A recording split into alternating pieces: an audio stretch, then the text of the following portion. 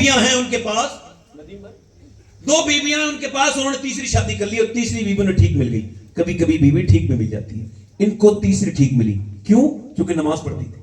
माशाअल्लाह। अब्बा नमाजी, अम्मा नमाजी, बहनें नमाजी, पूरा घर कुरान का पाबंद, और यहां आई घुटन होने लगी बेचारी को, ना उसका शौहर नमाज पढ़े, ना बच्चे, ना उसकी सौतने। अब उसने झगड़ा तो लगाया नहीं भाई अपनी सौतनों से, जैसे कुछ बेचारे ना तजर्बेकार नमाजी खुद नमाज पढ़ के बाकी सबको जहन्नमी समझने लगते हैं। ऐसा क्या नमाजी नमाजी है? नमाजी तो अल्लाह को वो पसंद है जो खुद भी नमाज पढ़े, अपने आसपास के लोगों को भी नमाज की तरकीब दिलाए। और नमाजी अगर घमंडी है तो उसका नमाज है ही नहीं, नमाज है ही नहीं, क्योंकि नमाज शुरू ही होती है इससे। देखो तवज्जो करो, ये नाक ना लगे नमाज ना हो। समझ रहे हम भाई? आप मेरी बात समझ रहे? नाक ना लगे नमाज ना हो। अब बताइए नाक से नमाज का क्या ताल्लुक है भाई? नाक का लगना, नाक से नमाज का क्या ताल्लुक है भाई? नाक की हड्डी लगनी जरूरी है। उलमा से हम कह रहे हैं कि भाई हमारी पेशानी लग गई नमाज हो जाएगी? नहीं नहीं, नाक का लगना जरूरी है। नाक का मतलब क्या है? मतलब ये नाक इज्जत की अलामत है। जब तक ये रगड़ी नहीं जाएगी किसी की इज्जत, नाक का मतलब है कि नाक कट गई। नाक कटी नहीं होती है फिर भी लोग कहते हैं नाक कट गई। किसी की नाक एक की बराबर होती है फिर भी कहते हैं बहुत बड़ी नाक वाला है। अब जब तक नाक रगड़ेगा नहीं नमाज होगी नहीं। मतलब जब तक घमंड होगा नमाज नहीं हो सकती। माशाअल्लाह। हमारे नदीम भाई उम्रा करके आए हैं। ये उम्रे में हज में बाल मुड़ाए जाते हैं, ये हल्क कराया जाता है, सुन्नत है हुजूर की। हल्क कराने का क्या मतलब है? बाल मुड़ाने से इबादत का कोई ताल्लुक समझ आता है? उस तरह से और इबादत क्या है? मगर ताल्लुक है। पहले जब कोई मुजरिम होता था ना, बड़ा क्रिमिनल होता था, बड़ा जुर्म होता था उसका, तो कहते थे इसके बाल मुड़ाओ और इसको घुमाओ। कहां पर? पूरे इलाके में, पूरे शहर में, पूरे गांव में। अब मुझे जो समझ में आया वो बता रहा हूं, बाकी उलमा बताएंगे।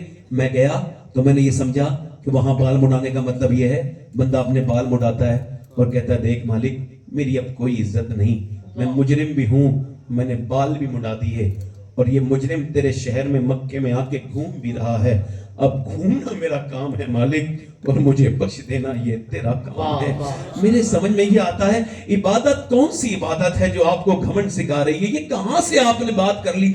इबादत तो हम्बल बनाती है, नेचर में जो है वो आपके जो है सॉफ्टनेस पैदा करती है, आपके नेचर में आपके वो जो है वो पाकीज़गी पैदा करती है। उसने कहा उसने कोई किसी झगड़ा नहीं किया, बल्कि उसने देखा कि चौधरी को नमाजी बनाना है। उसने दिमाग लगाया चौधरी नमाजी बन गया तो फिर सब आसानी से बन जाएंगे। अब उसने सोचा कि चौधरी को नमाजी कैसे बनाए, तो दिमाग लगाया कि चौधरी के लिए दूध लेके जाता है नौकर, तो वो बोली नौकर से तुम लेके नहीं जाओगे, मैं लेके जाऊंगी। दूध उसने गर्म किया, किशमिश बादाम शदाम डाल के दूध में गुड़ डाल के अच्छे से उसको हटाया और उसके पास लेके गई। लीजिए चौधरी साहब ये दूध पीजिए। उसने जब दूध देखा कि लगे तुम क्यों लेके आई हो? मेरी दो बीबियां हैं, वो कभी नहीं लाई, मेरे नौकर लेके आते हैं। कहा नौकरों का इतना हक थोड़ी है जितना मेरा है, मैं आपकी खिदमत करूंगी, लीजिए ना आप दूध पीजिए। अच्छा देखे तरीका देखे, दूध उसने पी लिया। कहा आपके जरा पांव दबाती हूँ, दूध बड़ा बेहतरीन लेके गया। पांव की दबाओगी? क्या इस वजह से इजाजत चाहती हूँ कि मैं अपने घर पे अपने माँ बाप की खिदमत करती थी, अब आप मेरे सरताज हैं, मैं आपकी खिदमत करूंगी, लिहाजा आप मुझे पांव दबाने की इजाजत दें। उसने इजाजत दे दी, पांव दबाने लगी। अच्छा कुछ पांव दबाते हैं लोग तो और दर्द कर देते हैं, उसको पॉइंट बताते, उसने वही पॉइंट टच किए जिससे रिलैक्स फील करता है इंसान। जैसे ही पांव दबाए बंदे को नींद आ गई। चौधरी को खर्राटे शुरू हुए। जैसे ही खर्राटे शुरू हुए कहने लगी चौधरी साहब मैं जा रही हूं, आपको भी नींद आ रही है, अगर बुरा ना माने तो फजर की नमाज पढ़ने के लिए उठा दूं। क्या कहने? वाह वाह माशाअल्लाह। अब एक तो चौधरी और दूसरा मर्द भी अक्सर घमंडी और चौधरी भी घमंडी होते ही। एक आदमी हज करके आया घर में और उम्रा करके आके घर में लड़ने लगा, मुझे पानी नहीं दिया मेरी बीवी ने। तो मैंने कहा जब तुमने जद्दा से और तुम लखनऊ आ गए, लखनऊ से गाजीपुर भी आ गए, इतना लंबा सफर 4 कदम दूध पानी तक क्यों नहीं पिया? कहने लगे साहब जहां दादागिरी चलती है चलाने में बड़ा मजा आता है। बात ये हुजूर ने फरमाया तुम में बेहतर वो है जो अपनी बीवी के लिए बेहतर है।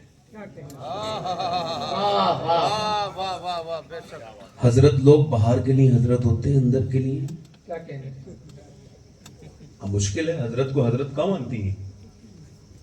अंग्रेज लोग कहते हैं हम इस्लाम को नहीं मानते मगर इस बात को मानते हैं कि उनकी बीबियां हुजूर के बारे में उनको नबी मानती थी, यानी बीबियां भी सब मानती थी। हमारे यहाँ कैसे बुजुर्ग गुजरे माजी करीब में कि उन्होंने अपनी बीबी से कहा मुरीद हो जाओ किसी की। आजकल के कई पीरों की खबरें तो ये हैं उनकी बीबियों ने उनको मारा, मगर मैं जिस पीर की बात कर रहा हूँ माजी करीब के पीर हैं। अब सुनो, उन्होंने कहा अपनी बीवी से मुरीद हो जाओ किसी की, कहा नहीं हो गया मुरीद, کہ دیکھوں گی ضروری ہے ہو جاؤ، پھر 1 آدھ سال کے بعد کہ دیکھو ضروری ہے ہو جاؤ مرید کسی کی، کہ دیکھتی ہوں، کہ دیکھو ایک دن کا تم میری بات نہیں مانتی، تم جس پیر کو کہو گی میں اس سے تمہارے ہاتھ تمہیں مرید کرا دوں گا بے، تم بتاؤ کس کی مریدہ ہونے چاہتی بتاؤ، کہہ لگی کیا زیادہ ضروری ہے، کہ ہاں ضروری ہے ہو جاؤ کسی نہ کسی کی بیعت۔ تو بولی اگر یہ زیادہ ہی ضروری ہے اور پیر پہ ضروری ہے تو آپ میرے سرتاج ہیں، میں آپ کے ساتھ رہی ہوں، میں نے آپ سے زیادہ نیک انسان اپنی زندگی میں نہیں دیکھا، اگر مرید کرنا ہے تو آپ ہی مجھے اپنا مرید کر لیں۔ اس عظیم ہستی کا نام رئیس اعظم اڑیسہ حضور مجاہد ملت ہے۔ زندہ باد، نعرہ تکبیر، نعرہ رسالت، عرس مقدس، مسلک اعلیٰ حضرت۔ واہ واہ۔ اب تم اپنی بیوی کو مار رہے ہو، جاؤ بھاگ جا اپنے گھر، وہ رو رہی ہے جا نہیں رہی ہے، اس سے کسی نے پوچھا جاتی کیوں نہیں، پٹتی ہے لاتے مارتا ہے کیوں سے، کہنے لگی ایک بات یہ میرا باپ نے مزدوری کر کے اور قرضے لے کے میری شادی کی، 2 بہنیں اور بیٹھی ہیں، اگر چلی گئی تو میرا باپ جیتے جی کچھ نہیں کہہ پائے گا مگر گھٹ کے مر جائے گا، اس وجہ سے پٹتی ہوں گالیاں کھاتی ہوں۔ یاد رکھنا جہاں مجبور عورت کے آنسو گریں وہ گھر برباد ہونے سے بچ نہیں سکتا، برباد ہوگا وہ گھر جس میں کسی کی بیٹی کو ستایا جاتا ہو، کسی کی لڑکی کو ستایا جاتا ہو۔ اس بیچاری کے پاس کیا ہے، ایک یتیم بچی میرے سامنے آ کے روئی، کہنے لگی میری ساس مجھے روز تانے دیتی ہے کہ تیرے باپ مر گیا اور تیرے کچھ نہیں دیا، تیرے بھائیوں نے ہم کو کچھ نہیں دیا۔ اللہ اکبر۔ میں نے کہا بیٹی تھوڑے دن صبر کر لے، تو اپنی ساس کو بھی برباد ہوتے دیکھے گی، اس کی بہت بھیانک موت ہوگی جو کسی یتیم کے دل کو دکھائے۔ اللہ کے رسول نے فرمایا کون سا گھر اللہ کو پیارا ہے؟ آپ سب سے پوچھنا چاہتا ہوں، جس میں ٹائلس لگی ہوں؟ نہیں۔ جس میں اچھا ماربل لگاؤ؟ نہیں۔ اچھی کالونی بناؤ؟ نہیں۔ اونچا بناؤ؟ نہیں۔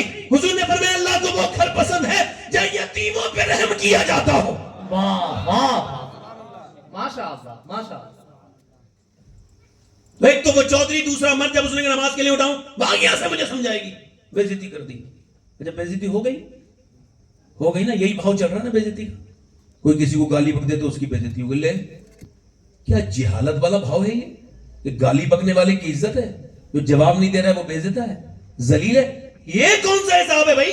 یہ آپ کا اپنا حساب ہے اور آپ نے اس کو حساب بنایا ہوگا، ورنہ خدا کی عزت کی قسم اسلام کا حساب تو یہ ہے، اس ابو جہل کو عزت نہیں ملی جو گالیاں بکتا تھا، اس بلال حبشی کو عزت ملی ہے جو گالیاں سن کے جواب نہیں۔ واہ واہ، ماشاء اللہ ماشاء اللہ، زندہ باد۔ اس نے جو سے ڈاٹا کا یہاں سے، اس کا دل نہیں ٹوٹا، اللہ والی تھی، دوسرے دن بھی آ گئی چودھری کے لیجیے دودھ پیجیے گرم کر کے، ابھی آ گئی، پھر مجھے نماز کے لیے گئی، کہا دیکھتی ہوں چودھری صاحب چھوڑیے نا یہ دودھ پیجیے نا۔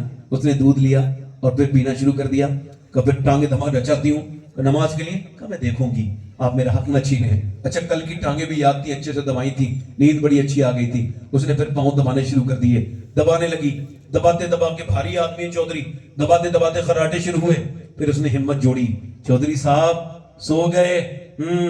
کہا سنیں میں جا رہی ہوں اور میں جا رہی ہوں اور آپ کو بھی نیند آ رہی ہے، دیکھے غصہ نہ کرنا، برا نہ ماننا اور ذرا جلال نہ کرنا چودھری، اگر برا نہ مانو تو فجر کی نماز کے لیے اٹھاؤں، ابھی لفظ پورے نہیں ہوئے ہیں۔ اس نے بڑا زناٹے دار لات اس کے ماری، اس زمین پہ گری پلنگ سے، اس کا منہ پھٹا، اور منہ میں اس کا منہ جب پھٹا تو منہ سے خون کے قطرات نیچے کو گرنے لگے، جب قطرے نیچے کو ٹپکے اس نے نیچے کو اپنا دوپٹہ سنبھالا، اور سنبھالنے کے بعد پھر اس نیک خاتون نے اپنا برتن اٹھایا، ایک لفظ بھی تو نہیں بولی، میں تو تجھے صرف نمازی بنانا چاہتی تھی، تو مجھے مارتا ہے، کچھ بھی نہیں بولی۔ نہ جانے کتنی بڑی ماں کی بیٹی تھی وہ، اس کی ماں کتنی بڑی ہوگی، اس کا باپ کتنا عزت والا ہوگا، جس نے اپنی بیٹی کو ایسی سکھائی، ایسی تربیت دی ہے، ایسی تعلیم دی ہے، ایک لفظ بھی نہیں بولی، وہ خدا کی بندی چلی گئی، اور اس کے بعد راستہ اس نے بدلا نہیں۔ میری بہنوں تم چاہو تو کیا نہیں کر سکتی ہو، پھر آئی، گالیاں کھائی، ٹھوکریں کھائیں، لاتیں کھائیں، گھوسے کھائے، مگر رکی نہیں نماز کی تبلیغ۔ ایک دن چودھری کو رحم آیا، 1-2 ہفتوں کے بعد بولا تو چودھری کی بیٹی ہے، کیا تجھے لالچ ہے، گالی بکتا ہوں مارتا ہوں پھر بھی نماز کے لیے آتی ہے؟ کہنے لگی لالچ کی بات نہیں چودھری، بات یہ ہے میرے ماں باپ نے مجھے نمک حرامی نہیں نمک حلالی سکھائی ہے۔ تو کیا مطلب؟ خاندانی ہوں، تیرا نمک کھاتی ہوں۔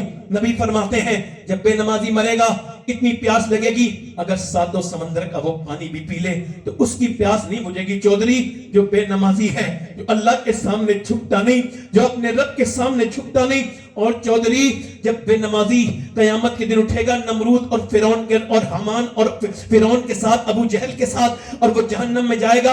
اب بتا آپ نماز نہیں پڑھیں گے تو میرے بچے بھی جہنمی بن جائیں گے، بس اسی لالچ میں کہ میرے بچے بچ جائیں، آپ بچ جاؤ، اسی وجہ سے تیری گالیاں، تیری ٹھوکریں، تیری ڈانٹیں، تیری پھٹکاریں سب برداشت کرتی ہوں کہ ایک دن اللہ تجھ پہ ضرور کرم کرے گا۔ چودھری نے نظر اوپر اٹھائی، اس نے نظر میں ہی ایسے بھلے سخن کہے، میں نے تو اس کے پاؤں میں سارا کلام رکھ دیا۔ کہنے لگے چودھری صاحب بس یہی بات ہے، تو کہنے لگا صبح تو مجھے نہ اٹھانا، میں صبح تجھے اٹھا دوں گا۔ چودھری نے اپنی بیوی کو اٹھایا، اٹھانے کے بعد فجر کے لیے وضو کیا، دونوں جب سجدے میں گئے تو عورت نے اپنا سر سجدے میں رکھا، دیندار تھی، اللہ والی تھی، اپنے جذبات کو قابو میں نہ کر پائی، سر سجدے میں رکھ کے جب دیکھا کہ آدمی سجدے میں ہے تو پھوٹ کے رو کے بولی، مالک تجھے پتہ ہے نا میں کتنی تکلیفیں لا کے یہاں تک پہنچی ہوں، میں کمزور ہوں، میں گنہگار ہوں، تو عظیم ہے، بے پناہ طاقتوں والا ہے، او دلوں کو بدلنے والے میرے کریم، میرے آدمی کے دل کو بدل دے، تجھے خبر ہے میں کتنی پٹی ہوں، کتنی گالیاں اور کتنی ٹھوکریں کھائی ہیں، تب یہ اتنی مصیبتوں کے بعد یہاں تک آیا ہے، اسے یہاں تک لانا یہ میرا کام تھا، اس کو قبول کرنا میرے مالک تیرا قبول کر لے، میرے پروردگار کرم کر دے۔ ایسی روئی، اللہ نے دل بدلا چودھری کا کہ پھر اس کے بعد تہجد تک کی اس نے نماز نہیں چھوڑی، 5 وقت کا تو ایسا پابند ہوا کہ اپنے گھر کے آنگن میں بڑی سی مسجد بنوائی، اپنی حویلی میں، جو آج بھی لوگ جس مسجد کو دیکھنے جاتے ہیں، آج بھی 250 سال کے بعد بھی، اور سنو اس کے درمیان جب دونوں کے اس کی بیوی نمازی بنی، اس کے بچے نمازی بنے، اس کے نوکر نمازی، اس نے پھر علاقے میں تبلیغ کی، اپنی جیب سے اس نے مساجدیں بنوائی، الگ الگ گھر گاؤں میں، ایک آدمی ایک عورت نے پورے علاقے میں نماز کی لہر دوڑا دی، جدھر جاؤ نمازی، ایک عورت کے قدم نے ایسا بدلا علاقہ۔ اور جب ان دونوں کے درمیان بچہ پیدا ہوتا ہے تو کوئی عام بچہ پیدا نہیں ہوا، بلکہ اپنے وقت کا قطب الاقطاب جس کا نام سلطان محمد باہو تھا، جس نے کہا تھا تسبیح پھری پر دل نہیں پھریا، کی لینا تسبیح پڑھ کے ہوں، علم پڑھا پر ادب نہ سکھیا، کی لینا علم نہیں پڑھ کے ہوں۔ جب ماں باپ نماز پڑھے پنجاب میں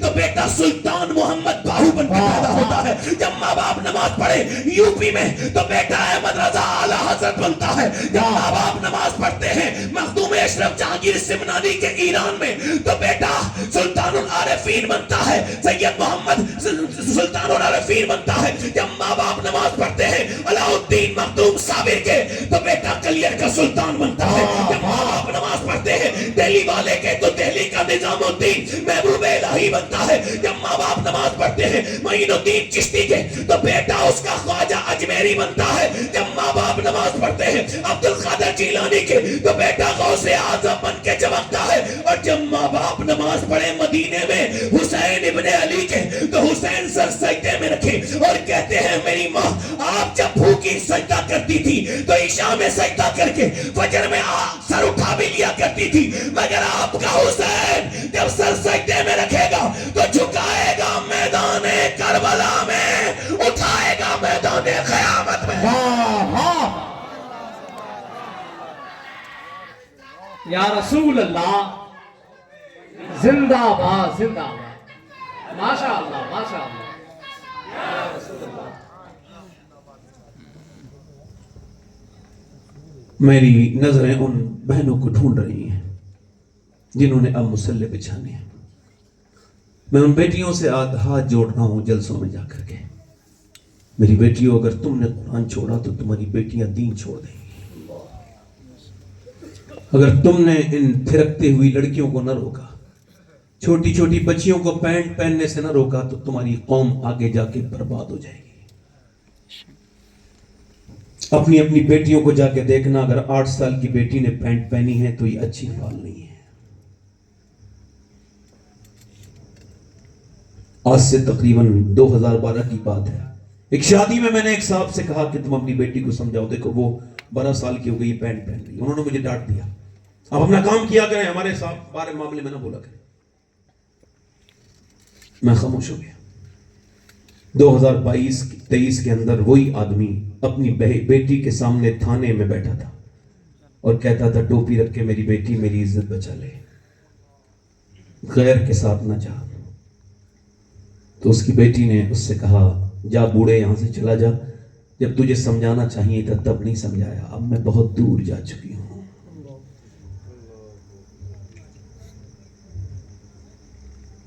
جو مسلمان بچیاں بیٹیاں،